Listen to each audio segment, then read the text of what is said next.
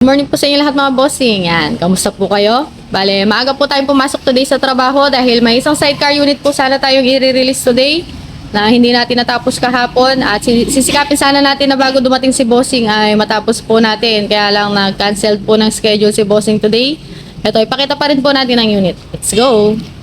Ito po ang unit na i-release sana natin today mga bossing. Kaya maaga po tayo pumasok sa trabaho. Yan, kung mapapansin nyo, hindi pa po siya nakakumpleto at may mga parts pa po siya na hindi pa na-buffing. Wala pa siyang windshield, wala pang front crown. Then yung shower guard niya dito. So, hindi pa naka-buffing sa ilalim na part po niya.